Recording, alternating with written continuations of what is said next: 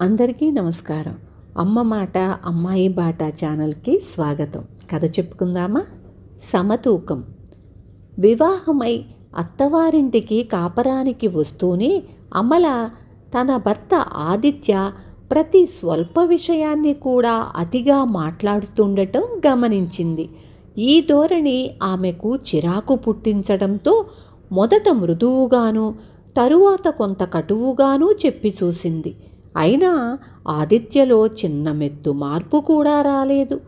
దానితో అమల భర్త మీద పంతం పట్టినట్లు అతడితోనే కాక పరిచయస్తులతో కూడా అవును కాదనడాన్ని మించి మాట్లాడటం మానేసింది. ఒకసారి అమల స్నేహితురాలి పెళ్లికి పట్నం వెళ్ళవలసి వచ్చింది. ఈ సంగతి విన్న ఆదిత్య తప్పక వెళ్ళిరా, అన్ని బంధాల కన్నా బలమైనది స్నేహబంధం. స్నేహితుల మధ్య స్వార్థానికి తావుండదు. బంధువులు రాబందుల్లాంటి వాళ్ళు, బతికుండగానే పీక్కు తినేస్తారు. నిజంగా కష్టాల్లో ఆదుకునేది స్నేహితులే. పెళ్ళి జీవితంలో అతి ముఖ్యమైన వేడుక. స్నేహితుల పెళ్ళికి హాజరవ్వటం ఎంతైనా అవసరం అన్నాడు గుక్క తిప్పుకోకుండా. అమల అయిష్టంగా ముఖం చిట్లించి వెళ్ళిరా అన్ని ఒక్క మాటతో సరిపెట్టక ఈ సోదంతా దేనికి అని విసుక్కుంటూ స్నేహితురాలి పెళ్లికి బయలుదేరింది. పట్నంలో ఆమె తన స్నేహితురాలిని మాత్రం పలకరించి నలుగురిలో కలవకుండా ఒక పెడగా కూర్చొని పెళ్లి తంతు చూసింది. పెళ్లికి వచ్చిన వాళ్లల్లో చాలామంది అమలను చాలా గర్విష్టి అంటూ గుసగుసలాడారు. ఆ మాటలు చెవిన పడినా ఆమె మరెవరితోనూ ఒక్క మాట కూడా మాట్లాడలేదు. భోజనాలు కాగానే ఆమె తన స్నేహితురాలికి వెడుతున్నానని చెప్పి బాడుగ బండి కోసం 4 వీధుల కూడలిలోకి వచ్చి నిల్చుంది. అమల బండివాడెవడైనా కనపడతాడేమోనని చూస్తూ ఉండగా ఆమె పక్కింటి సుందరమ్మ భర్త బండిలో ఎక్కడి నుంచో వస్తూ కనిపించారు. వాళ్ళు అమలను చూసి బండి ఆపించారు. అయితే అమల వాళ్లను చూడనట్లుగా మొహం మరోవైపుకు తిప్పుకుంది. అది అవమానంగా భావించి సుందరమ్మ భర్త అక్కడి నుంచి వెళ్ళిపోయారు. అమల ఎంతసేపు నిలబడినా మరొక బాడుగ బండి ఆ వైపుకు రాలేదు. చివరకు సూర్యాస్తమయం సమయంలో ఒక ఖాళీ బండివాడు అటుగా వచ్చాడు. ఆమె వాడికి రెట్టింపు బాడుగ ఆశ చూపగా వాడు వాళ్ల గ్రామం రావడానికి ఒప్పుకున్నాడు. అమల వాళ్ల గ్రామం సగం దూరంలో ఉందనగా బాగా చీకటి పడిపోయింది. ఆ దారి వెంట ఎలాంటి జనసంచారం లేదు. అలాంటి చోట బండివాడు చప్పున బండిని ఆపాడు. అమల ఆతుర్దాగా ఆపావెందుకు, ఏం జరిగింది అని వాణ్ణి అడిగింది. ఇంకా ఏం జరగలేదు, నువ్వు బండి దిగి మర్యాదగా దగ్గర ఉన్న డబ్బు మెడలోని హారం ఇచ్చెయ్యి అంటూ బండివాడు చిన్న కత్తిని దుస్తుల్లో నుంచి బయటికి లాగాడు. అమలకు నోటమాట రాలేదు. ఆమె వణుకుతూ చప్పున బండి దిగి తన దగ్గర ఉన్న 100 రూపాయలు బండివాడి చేతిలో పెట్టింది. హారం కూడా ఇవ్వు, ఓ త్వరగా అన్నాడు బండివాడు కరుకుగా. అమల కళ్ళనీళ్లు పెట్టుకొని హారం తీయబోతుండగా పట్నం వైపు వెళ్లే బండొకటి అటుకేసి వేగంగా రావటం కనిపించింది. వెంటనే బండివాడు అమల మెడలోని హారాన్ని గట్టిగా లాగాడు. హారం చాలా సన్నగా ఉండటంతో తెగి కిందపడింది. చీకట్లో దాన్ని వెతికే ధైర్యం లేక బండివాడు ఎత్తును అదిలించి పట్నం వైపుకు వెళ్ళిపోయాడు. కింద పడిన హారాన్ని కొంగులో కట్టుకొని అమల కాలినడకన తన గ్రామం చేరింది. సంగతి విన్న ఆదిత్య లబలబలాడిపోతూ ఎంత తెలివి తక్కువ పని, సుందరమ్మతో మాట్లాడి వాళ్ల బండిలో వచ్చేసి ఉంటే ఇలా జరిగేదా? ఆడదాన్ని ఒంటరిగా పంపించడం నేను చేసిన మొదటి తప్పు. 100 రూపాయలు ఇచ్చి పంపడం రెండో తప్పు. బంగారు హారం చేయించటం మూడో తప్పు అని ఇంకా ఏదో చెప్పబోయాడు.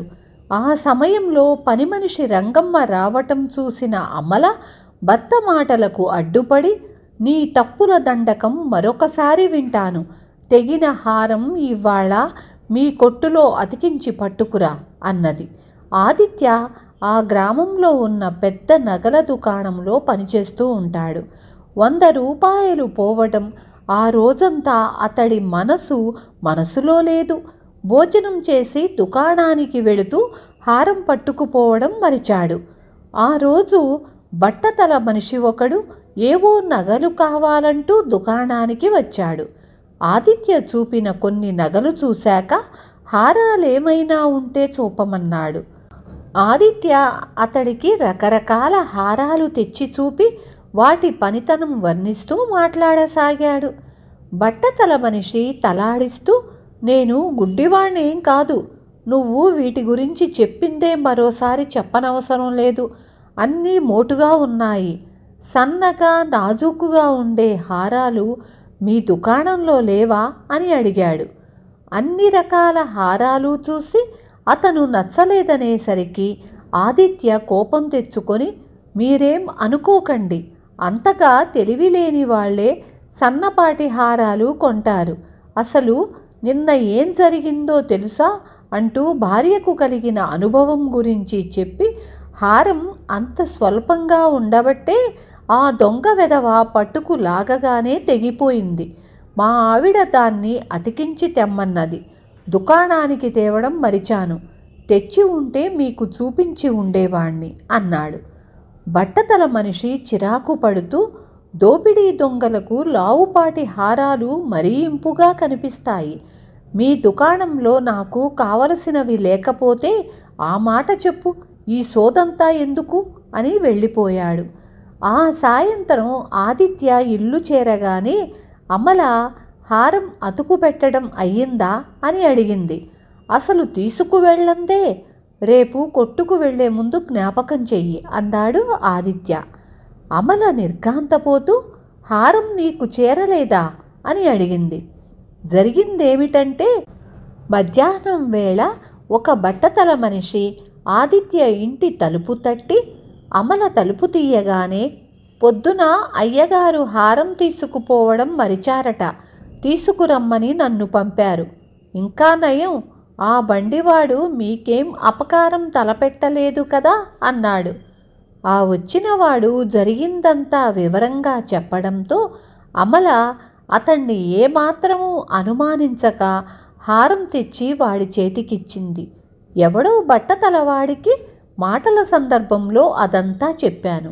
వాడింత దుర్మార్గుడని నేను గ్రహించలేదు అన్నాడు ఆదిత్య నివ్వెరపోతూ. అడ్డమైన వాళ్లకు ఇంటి గొడవలు చెప్పి ఇంత నష్టానికి కారణమయ్యావు. అతిగా మాట్లాడే దురలవాటు దీనికంతకు మూలం అన్నది అమల కోపంగా.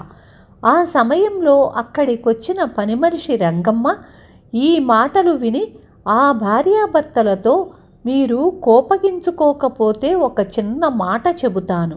అమ్మగారు అసలు మాట్లాడక 100 రూపాయలు పోగొట్టుకున్నారు. అయ్యగారు అతిగా మాట్లాడటం వల్ల హారం పోయింది. అమ్మగారు అతిగా మాట్లాడనని నన్ను పనిలో పెట్టుకున్నారు. పక్కింటి సుందరమ్మ గారు అడిగిందే తడువుగా నేను రకరకాల కబుర్లు చెబుతానని పనిలో పెట్టుకున్నారు. ఎదుటి మనుషులను బట్టి అవసరాన్ని గమనించి అన్ని విషయాల్లోనూ సమతూకంగా మాట్లాడటం మంచిది అన్నది. రంగమ్మ చదువుకున్నది కాకపోయినా అనుభవం ద్వారా ఆమె చెప్పిన మాటల్లో ఎంతో సత్యం కనిపించింది ఆ భార్యాభర్తలకు. విన్నారు కదా, రేపు మళ్ళీ ఇంకొక మంచి కథతో మీ ముందుకు వస్తాను.